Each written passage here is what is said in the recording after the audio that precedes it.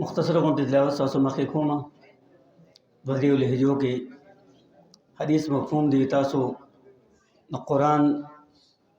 تلاوت د قرآن د عربو چې کومه لهجه ده باغې قرآن وایي په ښکلي اواز باندې وایي.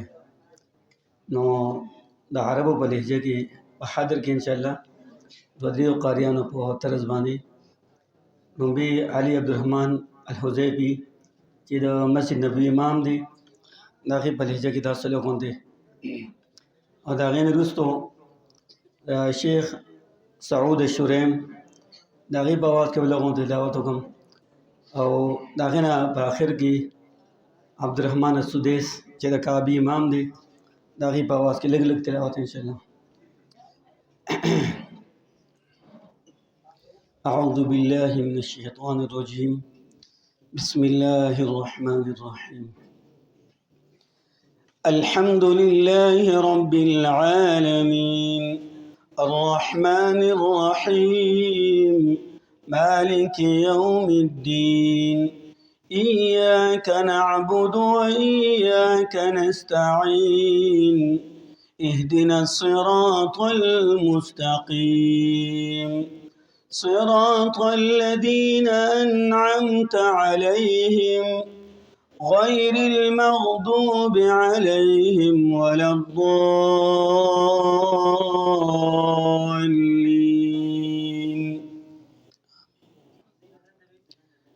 قارئ سعود الشريم بواز إلى التلاوة. أأنتم أشد خلقا أم السماء بناها رفع سمكها فسواها وأغطش ليلها وأخرج ضحاها والأرض بعد ذلك دحاها أخرج منها ماءها ومرعاها والجبال أرساها متاعا لكم ولأنعامكم فإذا جاءت الطامة الكبرى يوم يتذكر الإنسان ما سعى وبرزت الجحيم لمن يرى فأما من طغى وآثر الحياة الدنيا فإن الجحيم هي المأوى وأما من خاف مقام ربه ونهى النفس عن الهوى فإن الجنة هي المأوى. یو لهجه زموږ په پاکستان کې چلیږي پانی پتی وته وي په هغې کې مزلک تلاوت کوم آخر کې به عبدالرحمن السدیس په آواز کې انشاءالله. أعوذ بالله من الشيطان الرجيم بسم الله الرحمن الرحيم والشمس وضحاها والقمر إذا تلاها والنهار إذا جلاها والليل إذا يغشاها والسماء وما بناها والأرض وما طحاها ونفس وما سواها فألهمها فجورها وتقواها قد أفلح من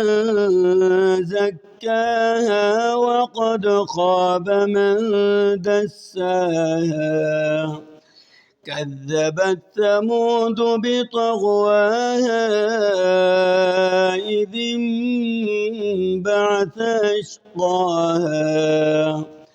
فقال لهم رسول الله ناقة الله وسقياها فكذبوه فعقروها